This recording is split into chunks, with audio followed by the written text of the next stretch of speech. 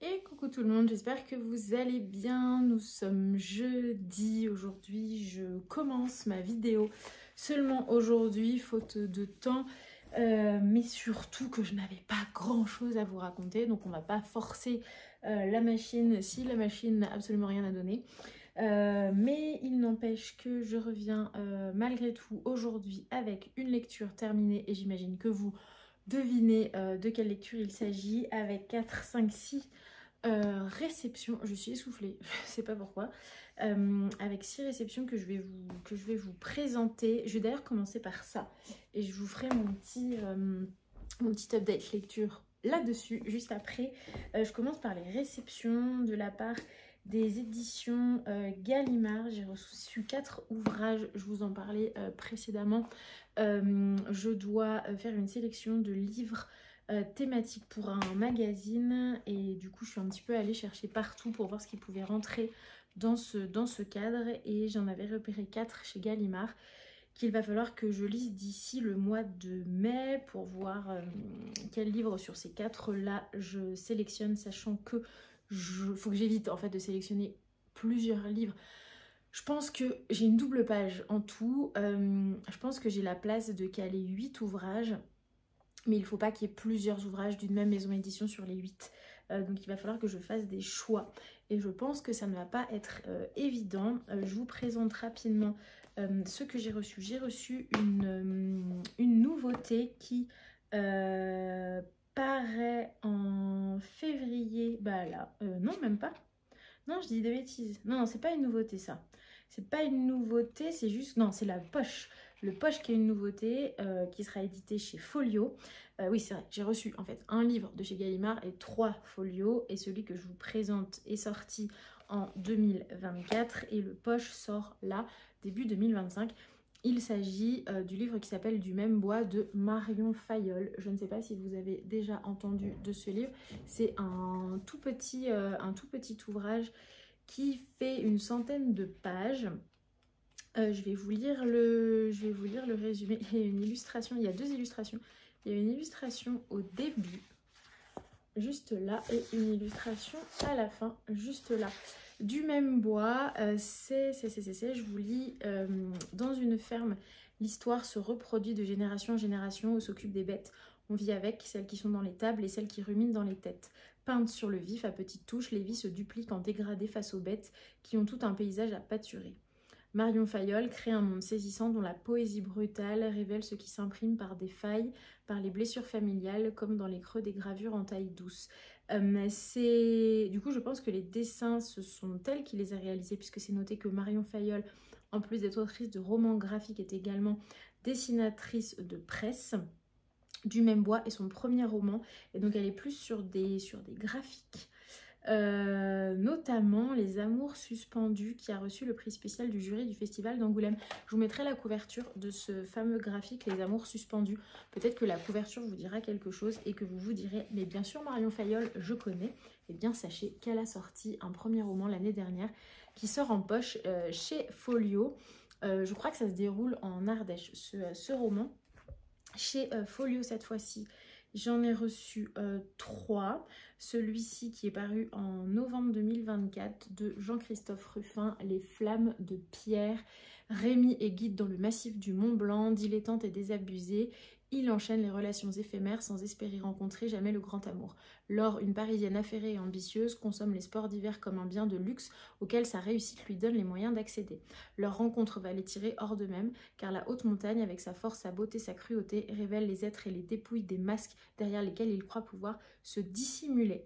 Voilà la thématique de ce roman. Je vais d'ailleurs enlever... Hop. C'est marqué quoi RTL a dit dans la grande tradition du roman de montagne, une magnifique histoire d'amour. Voilà, Les Flammes de Pierre de Jean-Christophe Ruffin.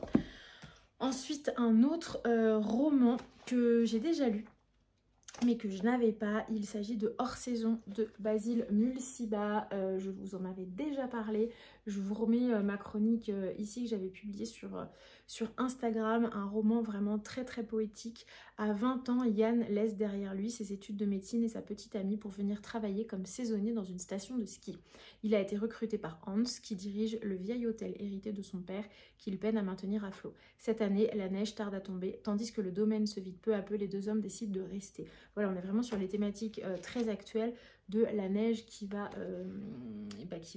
manquer dans les 30-50 prochaines années dans les stations de très haute altitude. Et là, du coup, on était sur un personnage qui se retrouve un petit peu hors saison, c'est-à-dire qu'il est hors saison dans la saison, puisqu'en pleine saison d'hiver, à l'endroit où il est, qui d'ailleurs n'est jamais cité, on ne sait pas où se situe exactement l'histoire, on sait que c'est dans une station de ski, on sait que c'est en haute montagne, et il se trouve que la saison ne peine à commencer, qu'elle ne commencera finalement jamais, puisque la neige n'arrive pas.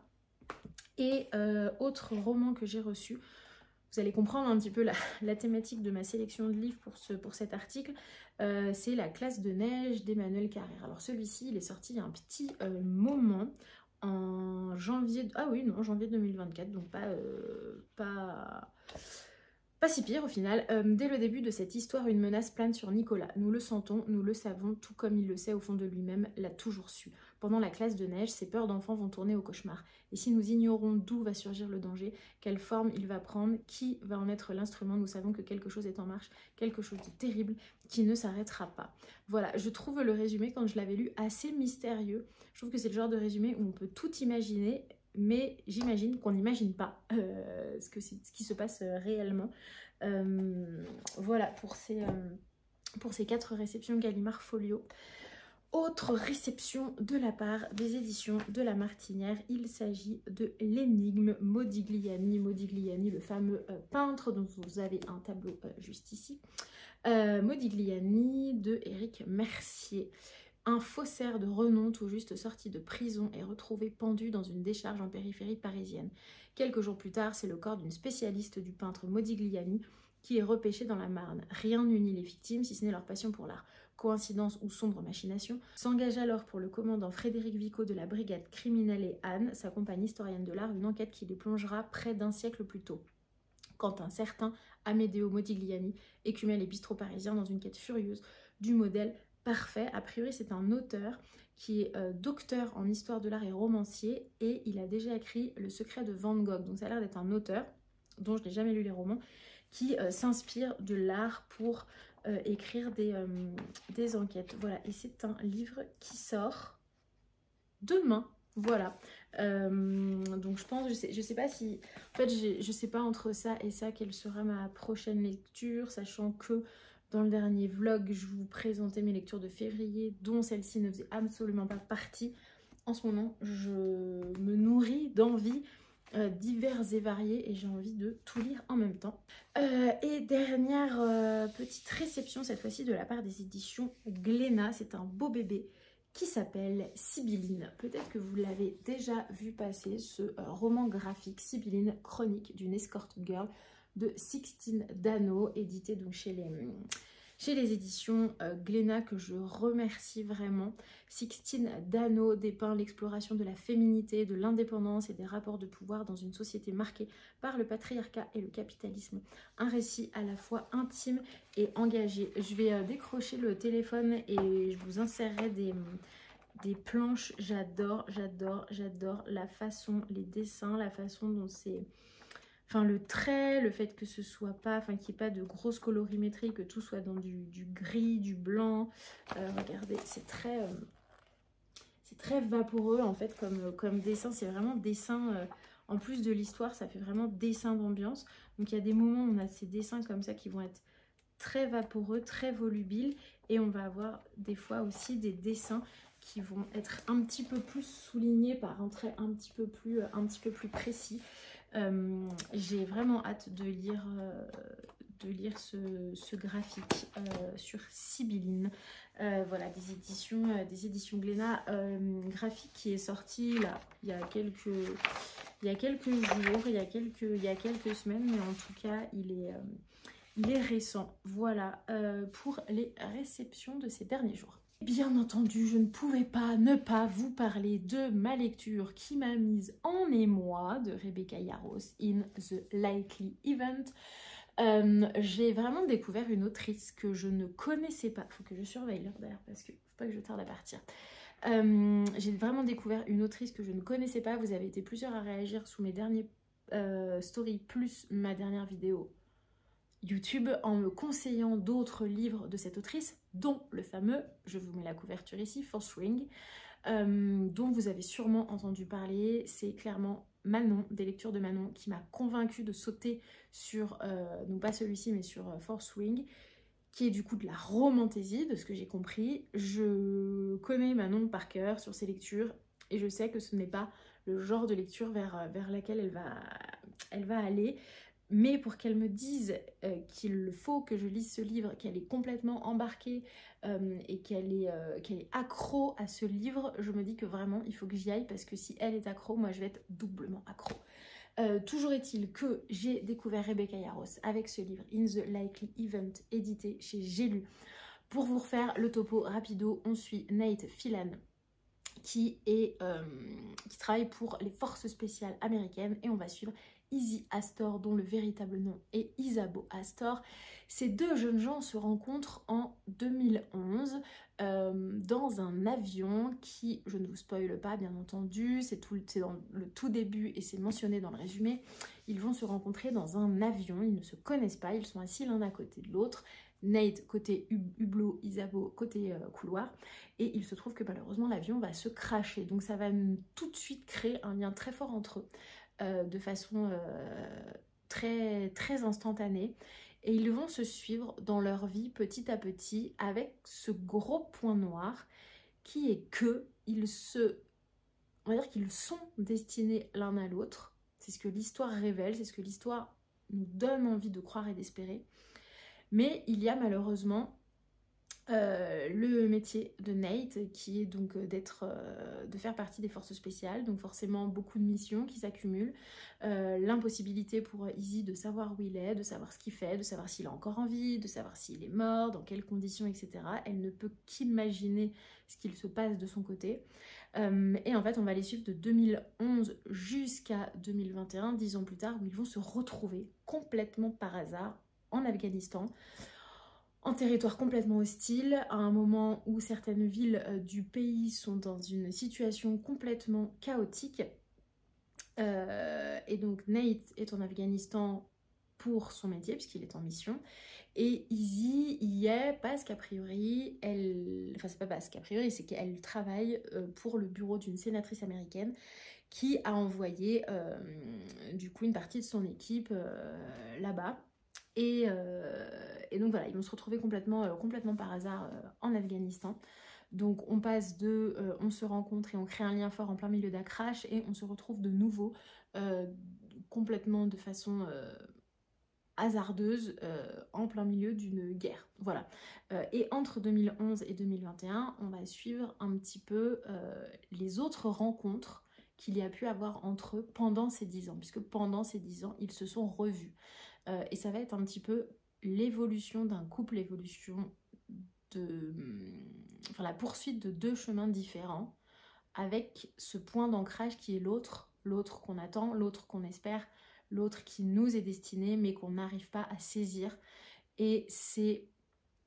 Enfin moi j'ai vraiment adoré ce roman, avec juste sur la fin un petit bémol qui est que je pense que le livre aurait pu faire quasi une bonne quarantaine de pages de moins.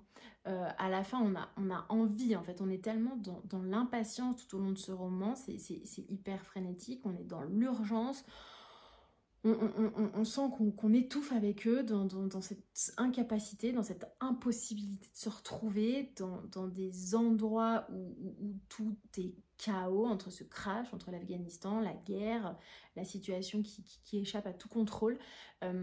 Et en fait, on a envie, enfin à un moment, on a envie de respirer de nouveau, d'avoir une grande bouffée d'air avec eux. Et en fait, on est tellement dans cette impatience que du coup, on étouffe, et à la fin, moi j'ai eu cette sensation de bon, quand est-ce que, quand est-ce que ça y est, quand est-ce que vraiment on va avoir l'issue tant espérée, si tant est qu'elle arrive en fait. Et alors je sais pas si réellement on aurait pu faire l'économie de ces 40-50 pages, ou si c'est juste qu'on est tellement dans un état d'essoufflement et de tension que vraiment on a envie que ça se termine, dans le sens où on a envie qu'il y ait une issue. Et en fait c'est ce genre de roman tellement beau que peu importe l'issue, qu'elle soit fatale ou qu'elle soit magnifiquement romanesque et romantique, dans tous les cas c'est beau en fait, et dans tous les cas les deux fins collent avec tout ce cheminement de ces deux personnages de Izzy Astor et Night Phelan. Donc vraiment, on a envie de voir ce roman porté à l'écran, vraiment, vraiment, vraiment, vraiment. Donc je ne peux que vous conseiller ce livre, je ne peux que vous conseiller de retenir le nom de Rebecca Yarros, parce que moi je vais acheter les livres que vous m'avez conseillés d'elle, parce que vraiment j'ai accroché, mais à un point très, très, très, très, très, très fort, vraiment. Et c'est vraiment mon premier coup de cœur de l'année 2025, et j'ai été très très très enthousiasmée par ce roman. Voilà, la suite pour l'instant, si j'ai continué hier soir la suite de Outlander, je me suis vraiment fait la totale, c'est-à-dire que je me suis mis dans les oreilles la playlist de la saison 1 d'Outlander. Et alors, je ne sais pas, vous me direz, pour ceux qui ont vu la série avant de lire le livre, il y a un espèce de phénomène assez étrange qui se produit, c'est que quand je lis Outlander, donc il y a des dialogues, et puis après, hors dialogue, il y a ce fameux jeu de Claire Beecham, Claire qui dans la série, je ne sais pas si vous vous souvenez, dit et je me retrouvais d'un coup, où on a une espèce de voix off qui est mise par-dessus les images de la série. Ceux qui savent, enfin ceux qui connaissent sauront de quoi je parle. Et en fait, toutes les parties du roman où il y a ce point de vue à la première personne, ce récit à la première personne, en dehors des dialogues, j'entends dans ma tête la voix française du personnage de Claire Beecham. Et j'ai l'impression d'être dans la série. J'ai l'impression de revivre la série en lisant, mais avec encore plus de détails. Et alors, avec la musique qui m'accompagnait hier soir, vraiment, j'étais dans une espèce de bulle, dans une espèce d'autre sphère, mais vraiment, j'avais cette voix de Claire dans la tête en lisant. C'était assez surprenant, mais pas forcément non plus complètement déconnant, étant donné que j'ai regardé la série au moins des milliers de fois. Et j'en parlais d'ailleurs avec mon mec, et ça pareil, vous me direz dans les commentaires ce que vous préférez, le fameux roman puis film, ou film puis roman. Donc là, il se trouve que j'ai vu la série Outlander avant de lire le roman, ça fonctionne. Il se trouve que nous avons lu tous les deux, avec mon chéri, Tout le bleu du ciel de Melissa d'Acosta, et nous avons commencé à regarder l'adaptation Netflix. Et en fait, dans ce sens-là, ça marche pas. Enfin, pour nous, en tout cas, ça marche pas. Dans le sens où, en lisant, on a imaginé des personnages, on a imaginé un décor, on a imaginé une voix, une allure, une attitude, une aura particulière, que malheureusement, on ne retrouve pas dans l'adaptation de Tout le bleu du ciel. On n'imaginait absolument pas les personnages masculins et féminins comme ça. Alors que du coup, en ayant vu la série Outlander, j'ai les personnages, j'ai le décor que je n'ai pas eu à inventer puisqu'on me les a servis sur un plateau. Et donc du coup, je colle ma lecture sur cet imaginaire qu'on m'a offert en fait via la série. Et étonnamment, ça ne m'a pas fait ça sur 50 nuances de Grey, puisque quand j'ai lu 50 nuances de Grey, j'ai vu l'adaptation après, et pour le coup ça a matché. Pourquoi ? Parce que vraiment, en lisant 50 nuances de Grey, j'imaginais vraiment ces personnages-là tels qu'ils ont été, tels qu'ils sont dans l'adaptation ciné. Enfin voilà, du coup la grande question, roman puis livre puis roman, puis roman, c'est un grand débat, mais d'expérience je pense qu'on est plusieurs à avoir expérimenté les deux, donc n'hésitez pas à me dire en commentaire voilà, comment vous vivez le truc, quelle est votre préférence, ou peu importe, ou c'est des choses que vous ne calculez juste absolument pas. Voilà, je vous retrouve plus tard dans tous les cas, et je reviendrai avec voilà, des petites lectures commencées. Je pense que je vais essayer de lire ça aujourd'hui, ce soir, parce que c'est vraiment un petit livre de 145 pages, donc je me dis que peut-être je peux le lire ce soir, peut-être le graphique aussi, enfin peut-être un peu tout en fait, je ne sais pas. Bref, allez, je vous laisse là-dessus et je vous retrouve plus tard.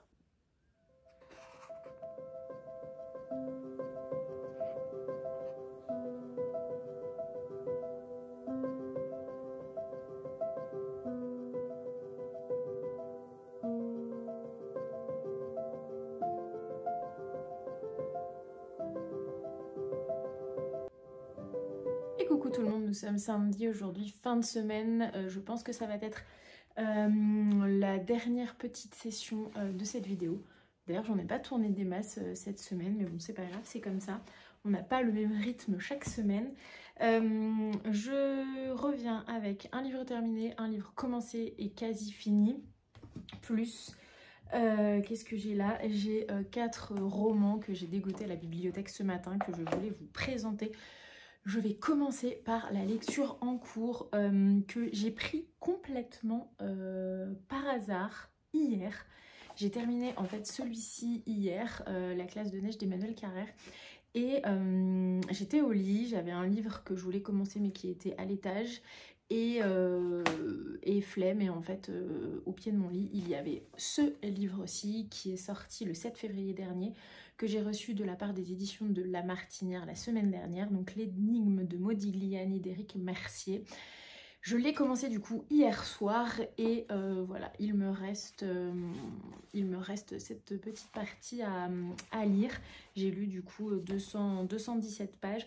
Je ne m'attendais absolument pas à ce que ce soit aussi facile à lire, dans le sens où l'écriture est très fluide, il y a beaucoup de rebondissements, beaucoup de personnages, de suspects, d'enquêteurs, mais malgré tout les choses sont plutôt fluides, sont plutôt transparentes, et c'est très agréable à lire.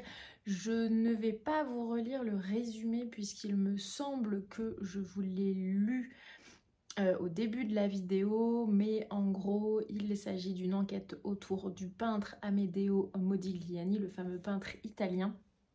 Et en fait on va suivre le commandant Frédéric Vico de la brigade criminelle parisienne qui au début du roman se retrouve face au décès d'un faussaire spécialisé de l'œuvre de Amedeo Modigliani.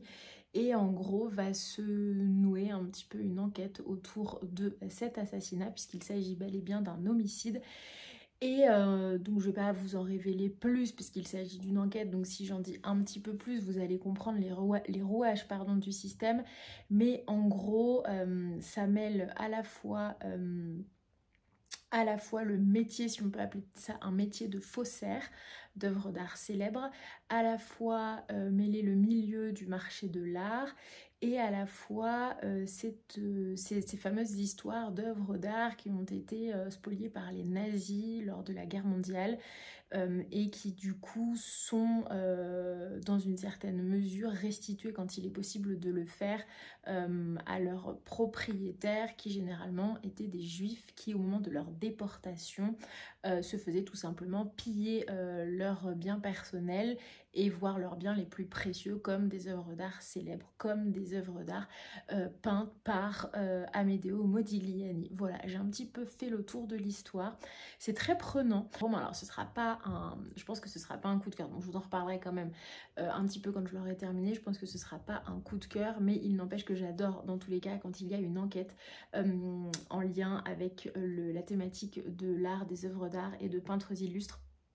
Et là tel est le cas, et c'est ce que je vous disais, comme c'est un docteur en histoire de l'art, il a déjà écrit un roman autour de Van Gogh, et il y a eu un autre roman aussi autour d'un autre peintre, autour du fauvisme notamment, qui est un courant artistique. Mais voilà, en gros il est vraiment spécialisé dans l'écriture de romans autour du milieu de l'art, et forcément j'aime beaucoup. Voilà, il a écrit Dans la peau de Buffet, il a écrit Fauve, il a écrit, donc sur le fauvisme, il a écrit Panique à Drouot, donc Le secret de Van Gogh, et il a écrit aussi également des ouvrages sur la peinture.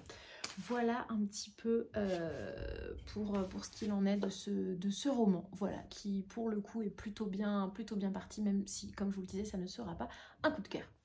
Livre terminé, il s'agit de La classe de neige, pardon, d'Emmanuel Carrère, qui est édité chez Folio, qui a eu d'ailleurs le prix Femina en 1995.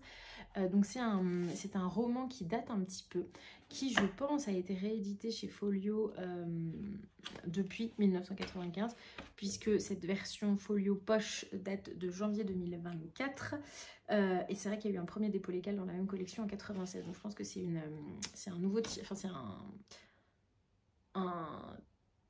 tirage, on peut dire ça comme ça.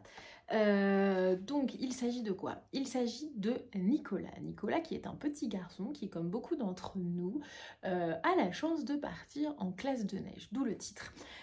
Et donc Nicolas part en classe de neige accompagné par son papa qui va l'accompagner jusqu'au chalet. Alors c'est vrai qu'on ne sait pas où a lieu sa classe de neige, on ne sait pas si c'est dans les Alpes, on ne sait pas si c'est dans le Jura, on ne sait pas si c'est dans les Vosges, on ne sait pas si c'est dans les Pyrénées. Toujours est-il que c'est un endroit où il y a de la neige, où il est possible de faire du ski. Et d'habitude, je ne sais pas si vous vous souvenez, mais quand on partait en classe de neige, nos parents nous déposaient le matin à l'école, on prenait le car, on partait, on revenait en car.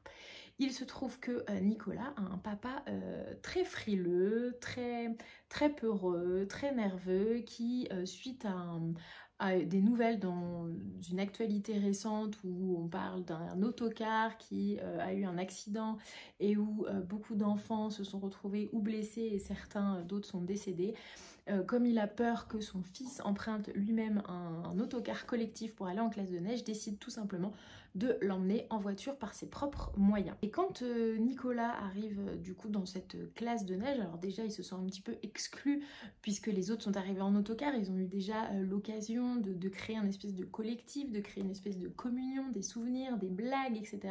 Et lui arrive comme ça un petit peu à brûle-pourpoint, quasi une demi-journée après les autres, quand tout le monde est déjà installé, quand tout le monde a repéré son dortoir, s'est apprivoisé les lieux, l'environnement, etc.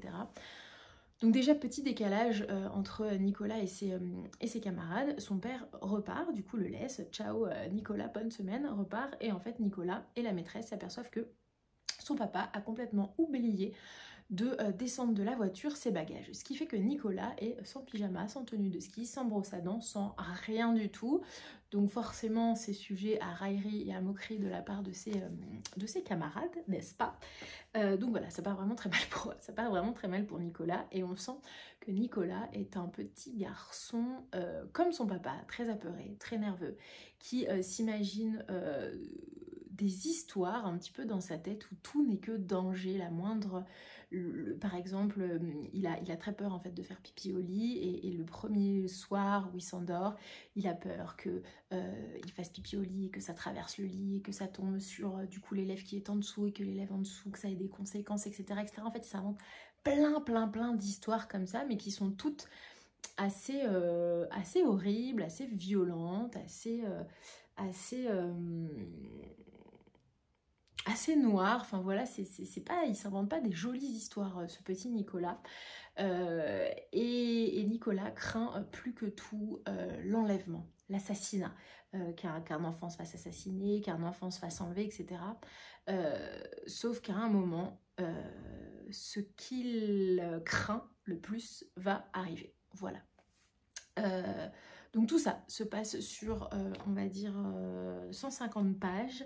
Je suis plutôt dubitative et plutôt sceptique vis-à-vis de ce roman. Parce qu'à la fois ça explore du coup un petit peu ce côté souvenir d'enfance, le côté un peu hyper grisant de partir avec ses camarades en classe de neige, etc. À la fois ça explore les peurs de l'enfant, les peurs de la séparation, la peur de se retrouver dans un autre environnement social où on n'est pas forcément ni accepté ni valorisé, et à la fois on retrouve aussi chez l'enfant les peurs qui lui sont inculquées par ses propres parents. Mais je sais pas, en fait j'arrive pas à dire si j'ai détesté, si j'ai aimé, mais je reste un peu, je suis un petit peu restée en dehors de cette histoire, je me suis pas sentie hyper impliquée, hyper investie dans cette histoire. Ça ne veut pas dire qu'elle est mauvaise, ça veut juste dire que je suis vraiment restée en dehors. Je pense que c'est le bon mot, je suis restée...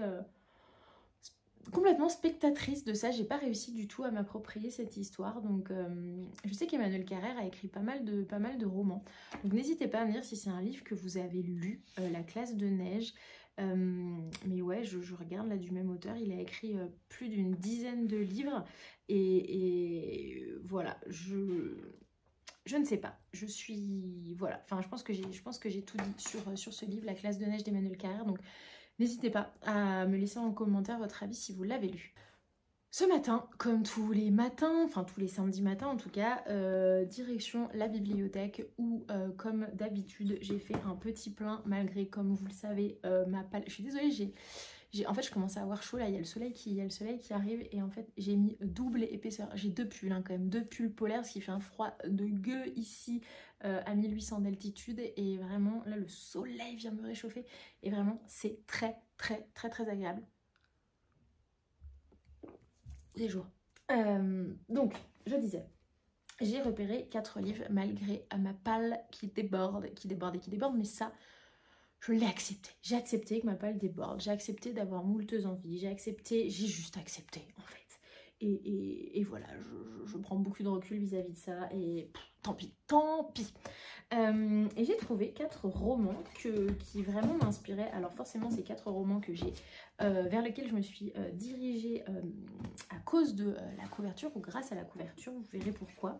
On commence par Marche ta peine de Maryvonne Ripert, édité chez Milan. Voici la couverture que j'aime beaucoup.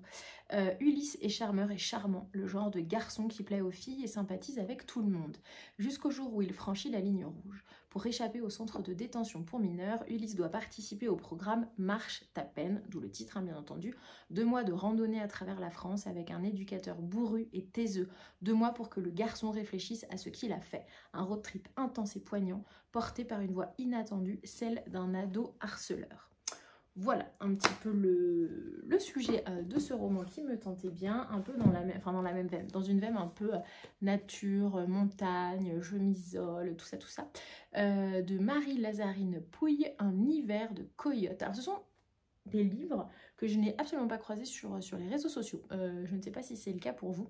Donc là, il s'agit de Marie, qui est jeune biologiste française, qui débarque au Québec pour assister Laurier, grand trappeur devant l'Éternel, dans l'étude de la prédation des coyotes en Gaspésie. Le poste est périlleux. Elle qui n'a jamais conduit de motoneige, la voici projetée par moins 20 degrés, sans autre viatique. Qu'est-ce qu'un viatique? Qu'un titre universitaire dans la mal nommée baie des Chaleurs, mais surtout il lui faudra gagner le plus complexe et le plus inattendu des défis, la confiance de son partenaire. Dans une nature sauvage isolée du reste du monde, le trappeur et la biologiste vont traverser les épreuves pour goûter au bonheur d'être pleinement eux-mêmes le temps d'un hiver. Je suis en train de me demander, est-ce que l'autrice est québécoise et est-ce que nous allons partir sur un vocabulaire bien de là-bas. Oui, il y a un petit peu de langage québécois quand même. Bon, écoutez, c'est pas grave, hein, ça va être une expérience. Ça va être une expérience, ou peut-être pas, je ne sais pas. Bon, écoutez, on verra. Mais dans tous les cas, vraiment, je me pose question. Après, c'est une maison d'édition française, Transboréale, que d'ailleurs je ne connaissais pas. Donc une édition qui... une maison d'édition qui, j'imagine... Bon, ceci dit, non, parce que l'autrice... Ah ouais, après avoir soutenu sa thèse sur la prédation des renards, elle gagne le Québec pour pister les coyotes qui traquent les cerfs. Donc en fait, peut-être que c'est un tantinet autobiographique cette histoire. Elle rentre en France en 94. Elle est installée dans un village des Ardennes depuis les années 2000 où elle forme de jeunes chercheurs à l'étude du comportement des canidés et autres carnivores. Écoutez, on va voir ce que ça donne, mais en tout cas, ça me tentait plutôt bien, cette petite chose. Ensuite, nous avons un livre, pareil, avec la couverture qui m'inspirait beaucoup, d'Isabelle Pandazopoulos, Parler comme tu respires. Donc, on voit pas trop bien avec le reflet, mais c'est une sculpture au fond. Le roman d'une vocation et d'un parcours exceptionnel. Je ne suis pas la fille dont mes parents rêvaient, j'ai 15 ans et je suis bègue. Les mots restent coincés à l'intérieur de moi, impossible de parler comme toi, comme vous. Et pourtant j'en ai des choses à dire comme toi, comme vous. J'ai 15 ans et je ne veux plus être réduite à mes silences, c'est avec mes mains que je vais m'exprimer, tailler la pierre, la graver, la sculpter. Ce sera ça mon métier. Voilà, l'autrice apparemment est une autrice jeunesse reconnue. Voilà, elle a publié de nombreux romans pour adolescents, donc j'imagine que c'est également le cas. Alors c'est vrai que dans ma bibliothèque on ne fait pas trop la distinction entre les romans adultes et les romans ados. Il y a beaucoup de romans qui sont des romans ados qui sont classés dans la partie adulte. Donc je ne sais pas si... Là c'est les éditions Rajo. Donc je ne sais pas si c'est un livre destiné aux adultes plutôt ou aux ados, mais écoutez, on va voir. Enfin, ça n'empêche pas que les livres ados peuvent être aussi très bien et très intéressants et très agréables à lire. Voilà, donc Parler comme tu respires d'Isabelle Pandazopoulos. Et le dernier, pareil, la couverture m'a inspiré tout ce que nous n'avons jamais été d'Alice Kellen. Voilà le petit bébé tout coloré. Là on est sur quoi? Donc c'est publié chez Hachette. Léa Jones est brisée, elle ne peint plus et n'est plus que l'ombre d'elle-même depuis l'accident qui a emporté ses parents. Alex Nguyen est le meilleur ami du frère de Léa, Oliver. Ah oui, Alex est le meilleur ami du frère de Léa, Oliver. Lorsque ce dernier est muté à l'autre bout de l'Australie, Axel accepte d'héberger la jeune fille. Petit à petit, il va se donner un objectif, sortir Léa de son mutisme et de sa solitude, réveiller en elle la joie de vivre et de rire qu'il lui a toujours connue. Mais Axel ignore le grand secret de Léa, qu'elle n'avait partagé qu'avec sa mère et sa meilleure amie qu'elle ne voit plus. Elle est amoureuse de lui depuis toujours. Sortir du silence et peut-être revenir à la vie, mais aussi prendre le risque de laisser parler son cœur. Voilà, ah d'accord, ce roman pour jeunes adultes contient des scènes de sexe explicites. Voilà. D'ailleurs, il faut que je vous parle d'un truc juste après. Je vais vous en parler maintenant en fait parce que ça fait un lien à la fois. Dans ma dernière publication sur le roman QQ et dans l'une de mes dernières vidéos, je vous parlais de romance mais surtout de dark romance et de ces questions qui se posaient en ce moment et qui se posent quand même depuis quelques années maintenant. Depuis l'apparition de la dark romance qui, il me semble, remonte à 2013, donc c'est quand même relativement récent, même si ça fait plus de 10 ans, mais c'est quand même récent, on peut dire, une décennie, c'est quand même récent. Hein. Et voilà, et en fait, QQ parle, enfin le roman QQ parle des dangers de la dark romance et à quel point ça peut constituer un espèce de danger pour les jeunes lecteurs et les jeunes lectrices. Et Jeannot ce livre, le conte Jeannot ce livre, je ne sais pas si vous connaissez, vient de sortir une vidéo où elle lit un roman de dark romance le roman qui s'appelle Captive, que je pense vous avez vu circuler, et elle donne un petit peu son avis sur la question. Et elle analyse aussi un petit peu plus ce sujet. Elle revient d'ailleurs un petit peu sur l'historique et l'existence de la romance et sur les débats qui entourent ce genre un petit peu en ce moment. Enfin, en tout cas, je sais pas si c'est en ce moment ou si ça dure depuis quelques temps, mais en ce moment, moi, j'ai l'impression, peut-être parce que je m'y intéresse, mais que ça rentre encore un peu plus au cœur du débat. Voilà, donc je vous invite vraiment à aller voir si ça vous intéresse la dernière vidéo de Jeannot ce livre, dont je vous mettrai le lien en barre d'infos, n'est-ce pas? Je vous ai tout dit, j'espère que vous aurez passé un très bon moment. Merci encore pour vos visites, n'hésitez pas à partager la vidéo sur vos réseaux sociaux, n'hésitez pas à me laisser des commentaires, j'y réponds toujours avec grand plaisir. N'hésitez pas à me dire ce que vous êtes en train de lire, quelles sont vos envies lecture, enfin bref, tout ça quoi. Et ici, autre petite chose, mais je vous montrerai ça dans une prochaine vidéo. En début d'année, je m'étais posé la question de carnet de lecture ou pas carnet de lecture. Et figurez-vous que j'ai commandé un carnet de lecture et que j'ai commencé ce carnet de lecture que pour l'instant, au 9 février, on est le 8 février, je le remplis assidûment. Bon, après, j'ai pas non plus fait 40 lectures, mais je prends plaisir à me poser et à le remplir. Donc, espérons que ça tienne jusqu'au 31 décembre 2025, mais dans tous les cas, voilà, je suis contente de m'y tenir et voilà. Je vous le montrerai dans une prochaine vidéo. En attendant, je vous souhaite un bon début de semaine, une belle semaine. Et on se retrouve comme d'habitude la semaine prochaine pour une nouvelle vidéo.